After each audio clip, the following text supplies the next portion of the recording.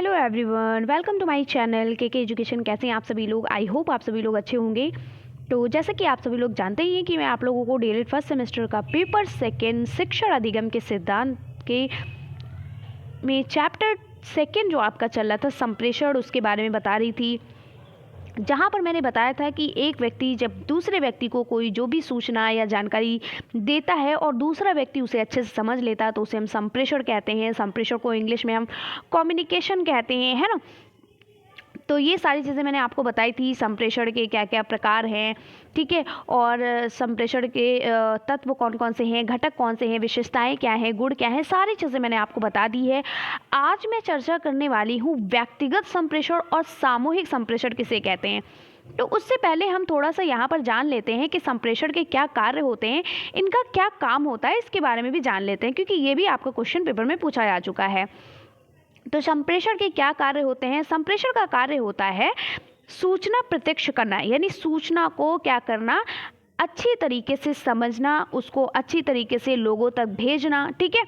तो सूचना को प्रत्यक्ष करना। दूसरा होता है निर्देश, आदेश तथा संदेश प्रसारित या प्रेषित करना, या तो पाना या तो उसको क्या करना, प्रेषित करना, यानी किसी को देना, कोई निर्देश देना या फिर कोई आदेश देना या कोई संदेश देना, ठीक है। फिर क्या है, तीसरा पॉइंट कहता है परस्पर विश्वास जागृत करना, आपस में एक दूसरे से इंटरेक्ट करके उनके अपने विश्वास को और दूसरे के विश्वास को जागृत करना, समझना। समन्वयन क्या है, समन्वयन की स्थापित करना। समन्वयन मतलब आपस में मेल जोल की भाषा को विस्थापित करना, ठीक है, यानी लोगों को समझना, लोगों क्या है वातावरण के साथ समायोजन करना, लोगों के साथ समायोजन करना, मिलजुल कर रहना, ये सारी चीज़ें यहाँ पर बताता है। अब हम बात करते हैं संप्रेषण संबंधित बाधाएं, यानी जब हम संप्रेषण करते हैं अपने विचारों को दूसरे व्यक्ति तक, जो अपनी सूचनाओं को, अपनी जानकारी को दूसरे तक पहुंचाते हैं, तो उसमें कई सारी बाधाएं आती हैं। तो वो बाधाएं कौन कौन सी हैं, इसके बारे में हम यहाँ पर डिस्कस करने वाले हैं। तो वो बाधा ये है कि रुचि का अभाव, यानी हम किसी को किसी चीज़ के बारे में बता रहे हैं, यानी किसी विषय वस्तु के बारे में बता रहे हैं। अब जब उस व्यक्ति को उस चीज़ में इंटरेस्ट नहीं होगा तो वो उसको ध्यानपूर्वक नहीं समझेगा, नहीं सुनेगा, ना ही उसका उत्तर देगा। तो ये हो गई बाधा। तो रुचि का होना बहुत ज़रूरी। जब तक इंसान को किसी चीज़ में इंटरेस्ट नहीं होगा वो चीज़ सफल नहीं होती है। अगला है, जैसे बहुत लोगों को भाषण नहीं पसंद होता है, अब कोई आ गया और भाषण देना शुरू कर दिया तो लोग इग्नोर करते हैं, ठीक है। या किसी को कोई, यानी कोई बच्चा है जिसको मान लो किसी को मैथ नहीं आती, किसी को इंग्लिश में इंटरेस्ट नहीं है, किसी को हिंदी में इंटरेस्ट नहीं है, तो कभी कभी सब्जेक्ट से रिलेटेड भी इंटरेस्ट होता है जिसका अभाव रहता है, जिससे हमारा संप्रेषण कंप्लीट नहीं हो पाता है। अगला है संप्रेषण माध्यम की कमी, यानी कि एक टीचर आया है क्लास में, उसको वो सुविधाएं नहीं मिल पा रही, यानी क्लास में ब्लैक बोर्ड सही नहीं है, या तो फिर चौक नहीं है, या फिर पाठ विषय वस्तु नहीं है, यानी कि बुक नहीं है, या फिर जैसे मैं आपको पढ़ा रही हूँ, बहुत से ऐसे हमारे प्रशिक्षु हैं जिनके पास मोबाइल नहीं है, तो मतलब वो कभी अपनी मम्मी के मोबाइल से, कभी पापा के मोबाइल से, अपने पेरेंट्स के मोबाइल से या अपने भाई बहन के मोबाइल से पढ़ते हैं। मान लो मैं पढ़ा रही हूँ, मेरा 2 बजे मैंने आपको टाइम दिया कि 2 बजे आपकी क्लास होगी और 2 बजे आपके पास साधन नहीं है, यानी कि मोबाइल नहीं जिससे आप पढ़ सको, तो ये भी संप्रेषण संबंधित बाधाएं हो सकती हैं, ठीक है। अगला है प्राप्तकर्ता संबंधित कमियां, यानी हम तो संप्रेषण दे रहे हैं, हम अपने भाव को, अपने विचारों को दूसरे तक प्रकट कर रहे हैं, लेकिन जो प्राप्त करने वाला है वो ही नहीं है, तो फिर हमारा संप्रेषण कंप्लीट नहीं हो पाएगा, ठीक है। चलिए, जैसे मैं कहूँ लाइव आपको क्लास लूँगी, लाइव आना है आप लोगों को, मान लो मैं आ गई और आप लोग कोई एक भी आप प्रशिक्षु लाइव नहीं आए, तो हमारा पढ़ाना क्या हो जाता है, हमारा पढ़ाना बेकार हो जाता है, क्योंकि लाइव क्लास का मतलब यही है कि सभी लोग जुड़े, ठीक है। तो जब तक प्राप्तकर्ता नहीं होगा तो भी हमारा संप्रेषण कंप्लीट नहीं होगा। चलिए आगे बढ़ते हैं। अगला है हमारा व्यक्तिगत संप्रेषण, यानी जिसे हम इंडिविजुअल कम्युनिकेशन कहते हैं। व्यक्तिगत संप्रेषण का क्या अर्थ होता है, मीनिंग ऑफ इंडिविजुअल कम्युनिकेशन। और ये व्यक्तिगत संप्रेषण ये आपके स्कूल में बहुत काम आती है, ठीक है। जब शिक्षक प्रत्येक बालक को अलग अलग शिक्षण देता है, यानी हर एक बालक को अलग अलग शिक्षण देता है, अलग अलग ट्रेनिंग देता है, अलग अलग तरीके से पढ़ाता है, तो इसे व्यक्तिगत संप्रेषण कहते हैं। अब अलग अलग पढ़ाने का मतलब ये नहीं है कि क्लास में एक बच्चा बैठाल के पढ़ा रहे हैं, फिर एक बच्चा गया, फिर दूसरे घंटे में दूसरे बच्चे को पढ़ाए, ये मतलब नहीं है। A.G. मेल्विन ने व्यक्तिगत संप्रेषण की परिभाषा इस प्रकार दी है कि विचारों का आदान प्रदान अथवा व्यक्तिगत वार्तालाप यानी एक दूसरे से बातचीत करना, वार्तालाप मतलब बातचीत करना। तो व्यक्तिगत वार्तालाप द्वारा बालकों को अध्ययन में सहायता, आदेश तथा निर्देश प्रदान करने के लिए शिक्षक का प्रत्येक बालक से पृथक पृथक साक्षात्कार करना। जैसे मान लो आपको कोई भी सब्जेक्ट आप पढ़ा रहे हो, मान लो आपने हिंदी पढ़ाया, इंग्लिश पढ़ाया, साइंस पढ़ाया, फिर आप एक एक करके बच्चों से प्रश्न पूछ रहे हो और हर बच्चा अलग अलग उत्तर दे रहा है, यानी अपने अपने भाव को, अपने अपने विचारों को एक एक बच्चा प्रकट कर रहा है, हर एक बच्चा अलग अलग तरीके से बता रहा है, तो उसे हम कहते हैं व्यक्तिगत संप्रेषण। जैसे आप मौखिक परीक्षा लेते हो तो आपने मान लो छोटे बच्चे को बुलाया, आपने उससे कहा कि कोई कविता सुनाओ, तो उसने कविता सुनाई। दूसरे बच्चे को बुलाया और आपने कहा 1 से 10 तक गिनती सुनाओ, उसने 1 से 10 तक गिनती सुनाई। यानी अलग अलग बच्चों से अलग अलग प्रश्न पूछना, या एक ही प्रश्न अलग अलग बच्चों को उठा कर हर एक बच्चे को उठा कर पूछना कि इसका अर्थ बताओ। यानी आपने किसी से पूछा संज्ञा की परिभाषा बताइए, किसी एक बच्चे को उठाकर पूछा, उसने उत्तर दिया, फिर दूसरे से वही बात पूछी, तीसरे से वही बात पूछी, तो ये हो गया व्यक्तिगत संप्रेषण। ठीक है, यानी क्लास में आप जाते हो, जो भी चीज़ें पढ़ाते हो उस पर जो आप बच्चों से प्रश्न करते हो हर एक बच्चे से अलग अलग तरीके से, तो वो हो गया व्यक्तिगत संप्रेषण। ठीक है, चलिए व्यक्तिगत संप्रेषण किस उद्देश्य से बनाया गया था, इसका क्या उद्देश्य था, क्यों ये व्यक्तिगत संप्रेषण होता है। Aim of individual communication. तो व्यक्तिगत शिक्षण के निम्नलिखित उद्देश्य हैं, जैसे छात्रों में व्यक्तिगत विभिन्नताएं होती हैं, यानी छात्रों में अलग अलग छात्रों में व्यक्तिगत विभिन्नताएं होती हैं, यानी उनकी रुचियां, उनकी अभिरुचियां, उनकी आवश्यकताओं, उनके मानसिक योग्यताओं को ध्यान में रखकर ये बनाया गया है।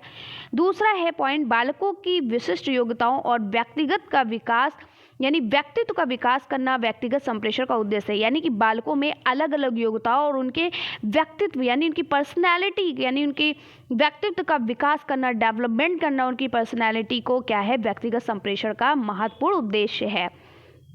तीसरा पॉइंट है, साधारण बालकों के लिए व्यक्तिगत शिक्षण आवश्यक है। जो हमारे साधारण बालक होते हैं उनके लिए व्यक्तिगत शिक्षण बहुत ज़रूरी होता है।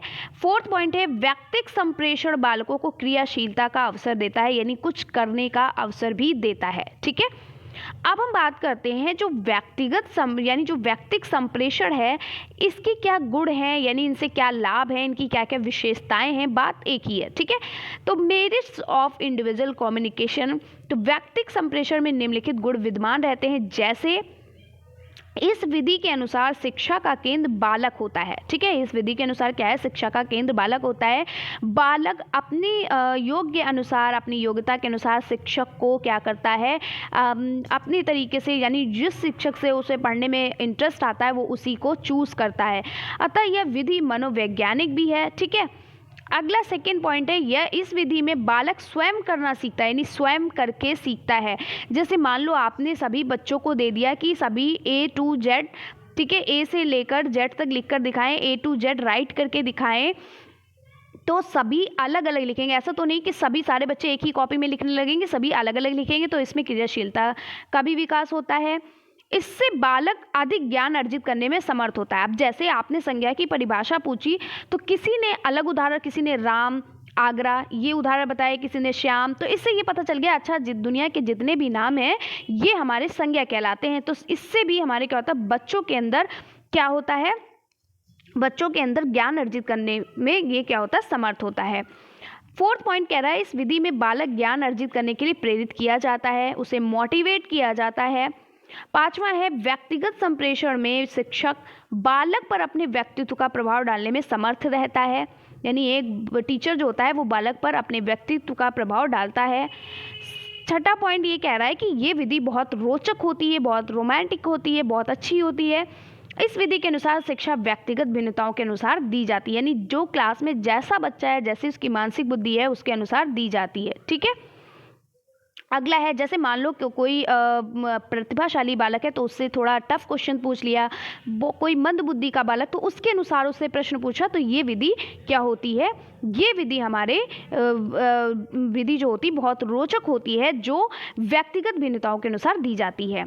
अगला है, सीखना व्यक्तिगत कार्य है या विधि इस सिद्धांत का समर्थन करती है। इस विधि में शिक्षक बालक पर व्यक्तिगत ध्यान दे सकता है, यानी हर बालक पर अलग अलग तरीके से ध्यान दे सकता है। हर एक बालक पर ध्यान दे सकता है। शिक्षक इस विधि के अनुसार यह जान जाता है कि बालक को कौन सा विषय किस विधि से पढ़ाया जाना चाहिए, यानी कौन सा विषय ऐसा पढ़ाएं कि हमारे क्लास में बैठा हर बच्चा अच्छी तरीके से उसे पढ़ ले। अगला पॉइंट कहता है कि यह विधि बालक की प्रकृति की शिक्षा देने की व्यवस्था करती है। यानी आप बालक से, मान लो आप जीव जंतुओं के बारे में बच्चों को पढ़ा रहे हैं, सजीव निर्जीव वस्तुओं के बारे में पढ़ा रहे हैं, तो आपने कहा होगा कि ऐसी वस्तुएं जिनके अंदर जान होती हैं वो सजीव वस्तुएं कहलाती हैं और जिनके अंदर जान नहीं होती हैं वो निर्जीव वस्तुएं कहलाती हैं। तो बच्चे अपना अलग अलग क्लास के हर एक बच्चे आंसर देंगे। हाँ, मैं कोई मेज कहेगा कि आप पूछेंगे निर्जीव वस्तुएं कौन होती, सभी का आंसर अलग होगा। आप पूछेंगे सजीव वस्तुएं कौन होती, सभी बच्चे अपना अपना आंसर देंगे। तो इससे भी बच्चों में क्या होता है, बहुत ज़्यादा प्रभाव पड़ता है। 11 पॉइंट है, व्यक्ति शिक्षण शिक्षक के उत्तरदायित्व को बढ़ाता है और उसे अधिक परिश्रम करना पड़ता है। इसमें शिक्षक को मेहनत बहुत करनी पड़ती है, क्योंकि हर एक बच्चे से प्रश्न पूछना, हर एक बच्चे को देखकर चलना, हर एक बच्चे का मानसिक स्तर को देखकर चलना, तो शिक्षक को थोड़ा यहाँ पर क्या होता है, मेहनत करनी पड़ती है। थोड़ा बल्कि क्या, बहुत मेहनत करनी पड़ती है। इस विधि की एक विशेषता यह है कि यह विधि प्रखर तथा मंद बुद्धि दोनों प्रकार के छात्रों के लिए समान रूप से उपयोगी होती है। जैसे मैंने अभी आपको बताया ना कि आप मान लो कि कोई बच्चा क्लास में टॉपर है, बहुत अच्छा बच्चा है, तो आप उससे थोड़ा टफ क्वेश्चन पूछ लोगे, और बच्चा थोड़ा मंद बुद्धि का है जो कम समझता है उसे आप इजी क्वेश्चन पूछोगे। तो ये बात यहाँ पर कही गई है। अब हम बात करते हैं व्यक्तित्व संप्रेषण के दोष की। यानी इससे हमने हमेशा कहा है ना कि अगर एक व्यक्ति में सारे गुण होते हैं तो एक दोष जरूर होता है। तो डीमेरिट ऑफ इंडिविजुअल कम्युनिकेशन, हम इसकी बात करते हैं। व्यक्तित्व संप्रेषण के दोष निम्न प्रकार से हैं। इससे हमें क्या हानि मिलती है, इससे क्या दोष होते हैं। ये विधि व्ययपूर्ण है, यानी इसमें टाइम बहुत वेस्ट होता है। अब एक एक बच्चों से क्वेश्चन करोगे, एक एक बच्चों को लेकर चलोगे तो टाइम तो वेस्ट होगा ही। प्रत्येक समाज इसकी व्यवस्था नहीं कर सकता। ठीक है, क्या यह संभव है कि प्रत्येक छात्र के लिए एक शिक्षक का प्रबंध किया जा सके? किसी देश में भी ऐसा नहीं किया जा सकता है। ठीक है, तीसरा पॉइंट कह रहा है, इस विधि के द्वारा बालक में सामाजिकता के गुण उत्पन्न नहीं किए जा सकते। बालक समाज से अलग रहता है। ठीक है, इस विधि से शिक्षक अपने और बालक के समय को नष्ट करता है और इस प्रकार समय और शक्ति का अपव्यय यानी बहुत ज़्यादा वेस्ट होता है। कुछ विषय एक साथ पढ़ाए जाते हैं, जैसे संगीत हो गया, गायन यानी गाना गाना आदि विषय सामूहिक रूप से पढ़ाए जाने पर अधिक रोचक होते हैं। यह विधि अव्यवहारिक होती है। ठीक है, इसमें व्यवहार नहीं होता, ये अव्यवहारिक होती है।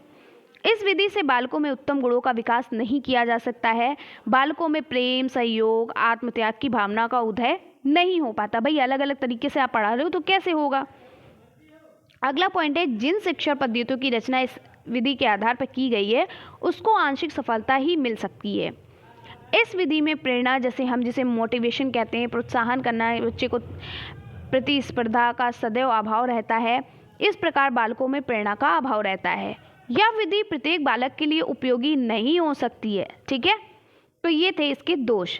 अब हम बात करते हैं सामूहिक संप्रेषण किसे कहते हैं, यानी कलेक्टिव कम्युनिकेशन किसे कहते हैं।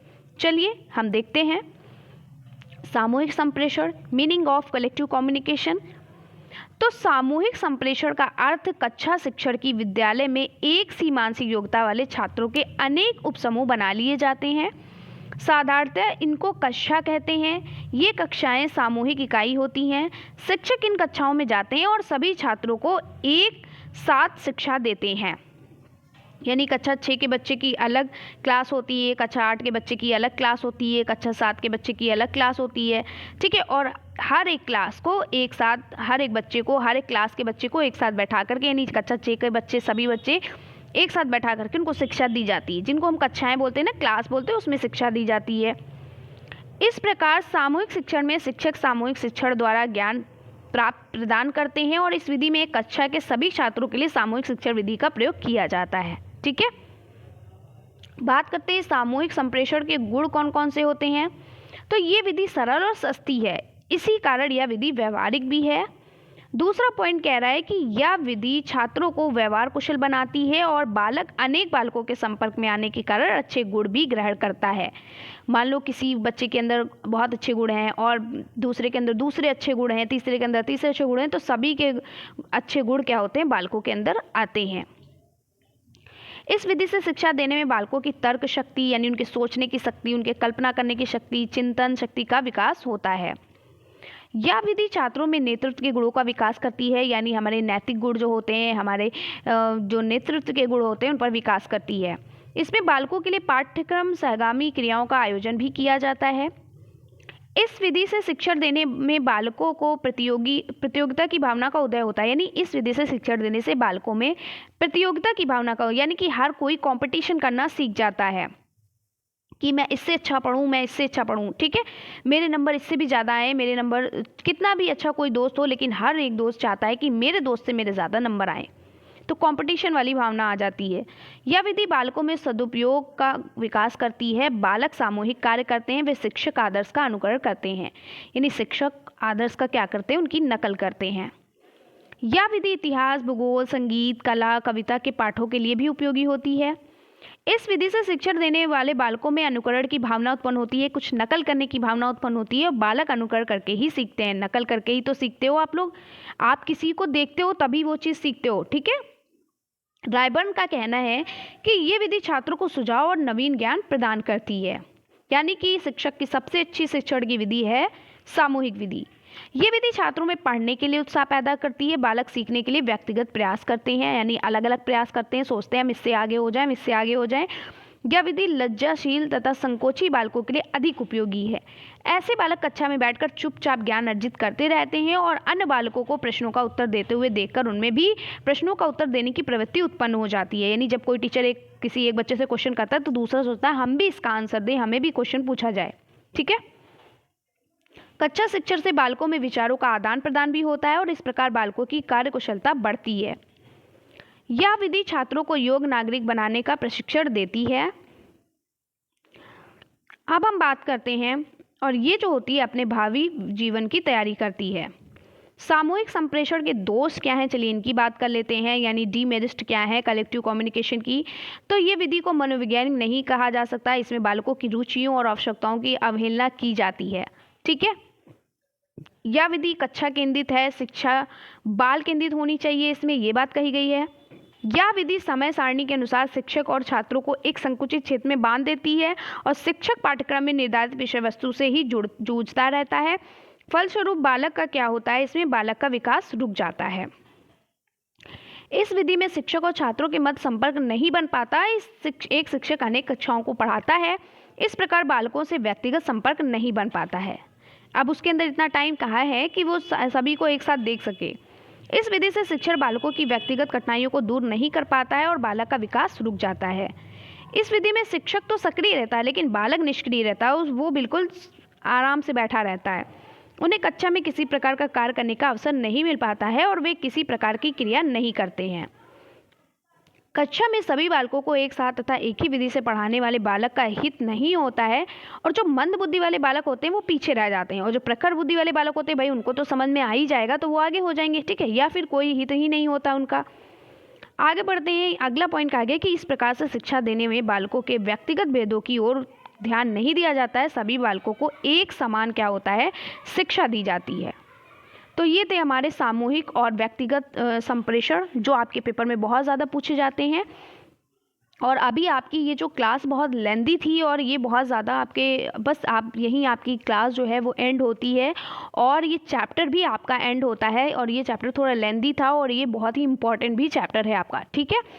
तो कैसी लगी वीडियो कमेंट्स में ज़रूर बताइएगा। अगर वीडियो अच्छी लगी है तो लाइक करो जल्दी से और चैनल को सब्सक्राइब कर लो और टेलीग्राम से ज़रूर जुड़ जाओ। टेलीग्राम से कैसे जुड़ना है, आप मेरे डिस्क्रिप्शन बॉक्स में जाइए, वहाँ पर टेलीग्राम चैनल का लिंक दिया हुआ है, उस पर क्लिक करिए, आप टेलीग्राम चैनल से जुड़ जाएंगे, जिसके थ्रू आपको ये पता चल जाएगा कि आपकी क्लास कब होगी। और वीडियो को ज़्यादा से ज़्यादा शेयर करिए, और शेयर करेंगे फैमिली अपने फ्रेंड्स ग्रुप में, अपने कॉलेज ग्रुप में शेयर करिए ताकि लोगों तक ये वीडियो पहुंच सके और लोग इसका लाभ उठा सकें। तो thanks for watching my video. आपको वीडियो अच्छी लगी तो उसके लिए बहुत बहुत धन्यवाद, आपने मेरी वीडियो को देखा। तो मिलते हैं इसी तरीके से हम नेक्स्ट वीडियो में, तब तक के लिए बाय बाय, टेक केयर।